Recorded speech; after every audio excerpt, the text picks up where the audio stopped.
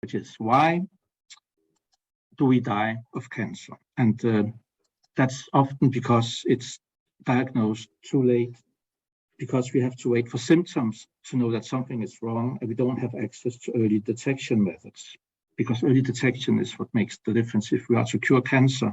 And then there's, of course, the problem of resistance. So as you can see on this slide, which is in German, which our German and Swiss friends will appreciate, because it was, of course, the most thorough I could find. It illustrates the progression of cancer until death. And on the left y-axis, I don't think you can see my pointer, but you can look on the slide. We see the actual number of tumor cells, that's this tumor Zellzahl, and when it reaches 10 to the 12 for the mass of 1 kilogram, the patient dies. To the right, we have the number of cell divisions, and the x-axis that could be like months. So let's assume that we have a person feeling fine, symptom-free, until she discovers a lump in her chest, and it appears to be a breast tumor. Then it's operated by the operation, and perhaps she also receives chemotherapy here in the middle, where you see the blue arrows pointing down. So you see the number of tumor cells drops drastically, but not down to 0. And we might have killed like 99.99% of the tumor cells, but the remaining 0.01% will grow, and it keeps growing even when receiving chemo, which again may kill 99% of the cells, and so on. So we have this log-kill model. And what is worse, if I can get this graph up, you see there is growth of resistant cells, which are either resistant or become resistant to chemotherapy. And these cells really don't care. You can throw almost anything at them. Once they are multi-drug resistant, they keep growing until the patient dies from the tumor load. And today we know that this is the mechanism, the classical MDR mechanism is a matter of membrane transport. And why do we know this? Well, we know it because it's a series of ingenious transport experiments published in 1973. That's almost 50 years ago by the Danish physician Kaldane, who unfortunately died a few years ago. And he proposed this leak and pump model. And it is based on a very simple experiment where he had sensitive and resistant cells. Actually, to begin with, he had nuclei. And when he exposed the nuclei to daunorubicin, we see that the concentration or the accumulation is the same, but not and independent whether you have sensitive or resistant cells. But then if you take whole cells, you can see that the concentration of the compound in the resistant cells is much lower, suggesting some kind of lower permeability to the drug. Then if you add metabolic inhibitors like sodium azide or 2-deoxyglucose, we see that the intracellular concentration goes up in the resistant cells, suggesting energy dependence.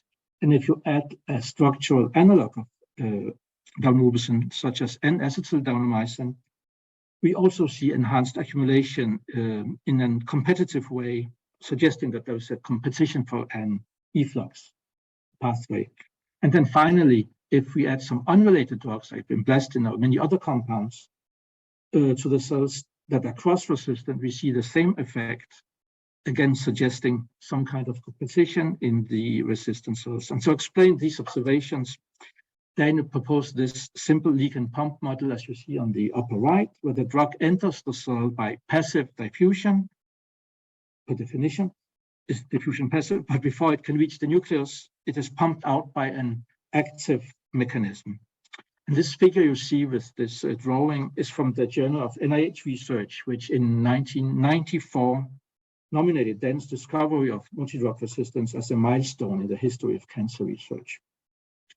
And now to some history, because the mechanism that Dane predicted was identified in 1979 by Jack Rawdon and Victor Ling in Toronto, and they named it P-glycoprotein, P for permeability, or PGP. And then in 1986, the gene encoding PGP, MDR1, was cloned by Igor Runningson and Dr. Foho and colleagues at Michael Gottesman's lab. And I must say, it's an honor to have both Dr. Foho eventually and Michael in this webinar, because if it wasn't for your pioneering work, we wouldn't actually be here. So thanks a lot.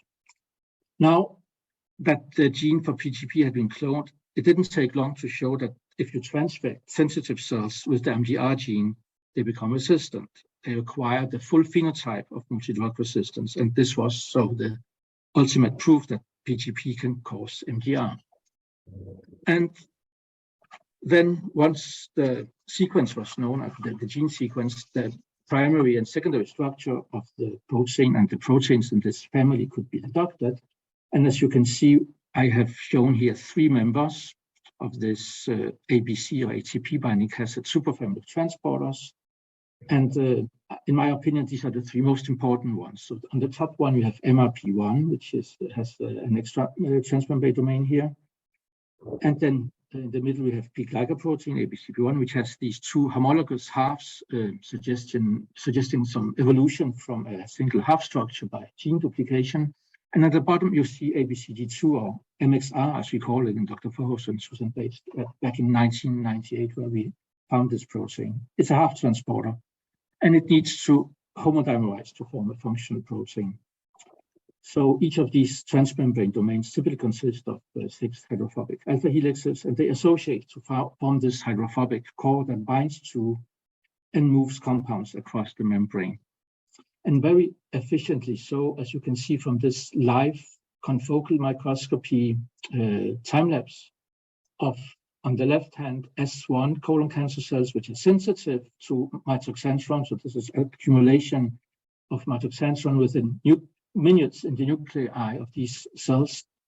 And if we compare the S1 cells to the SM1 cells, which are resistant to mitoxanthone, we see nothing enters the nucleus, but we see some vesicular accumulation of mitoxanthone. So it's very clear, like night and day, that there is much less accumulation of compound in the resistant cells. Now, one of the burning questions back in the 90s was, what does P-glycoprotein actually do? What is its physiological function?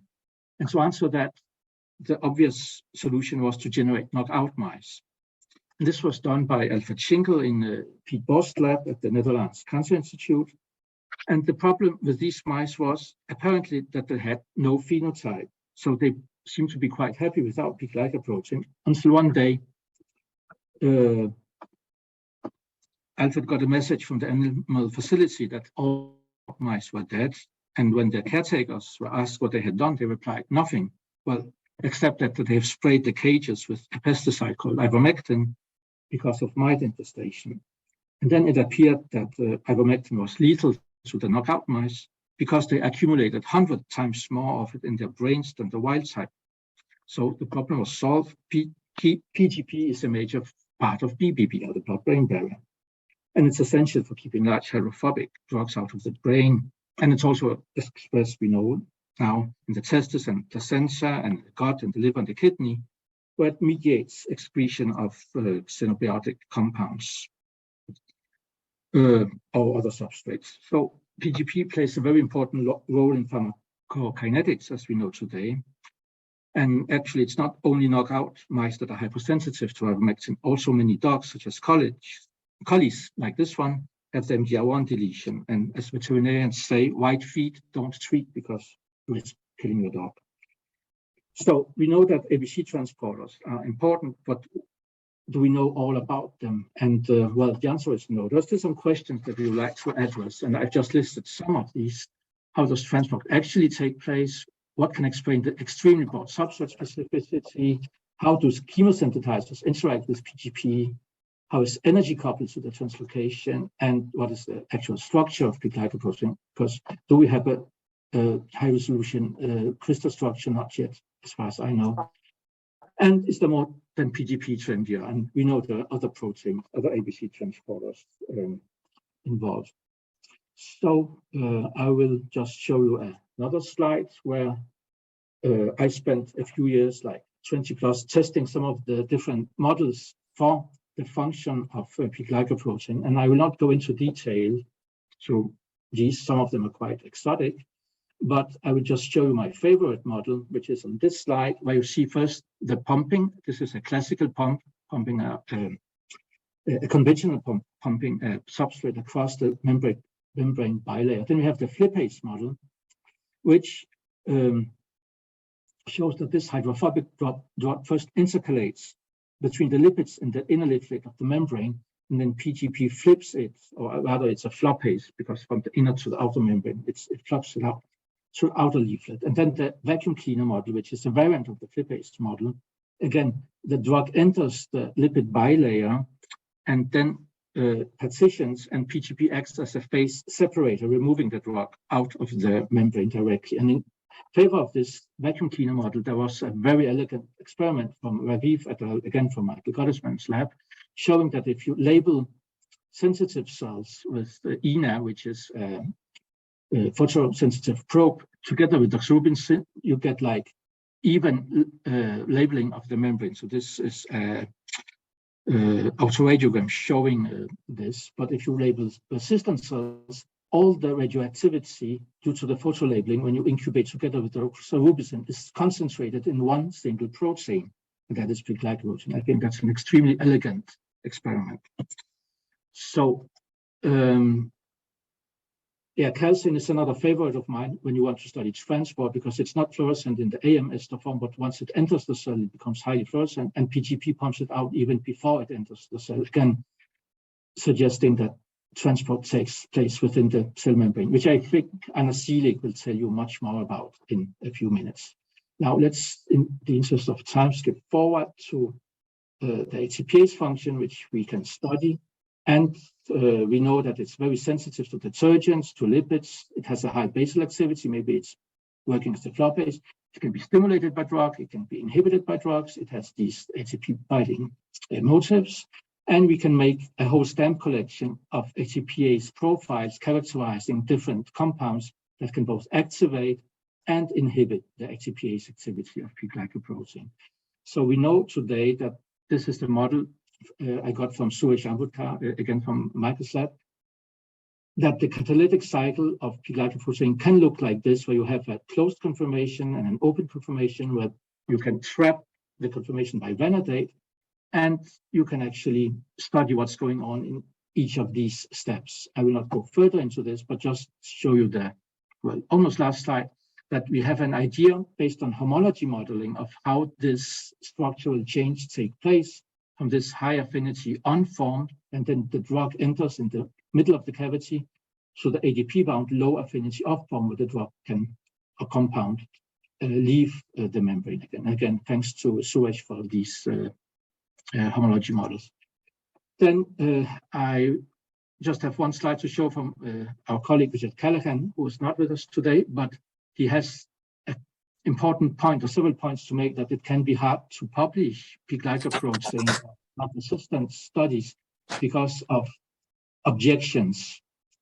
I think most of these objections can be rebutted, maybe except one, that it's not big data, because I actually think that big data can help us today, as we have single cell omics on many different levels, from the RNA to the protein to the metabolomics, who can actually tell us and give us the whole picture rather than a little bit of the picture. But that's another story for another webinar. So I think I better stop now and give the word to Michael.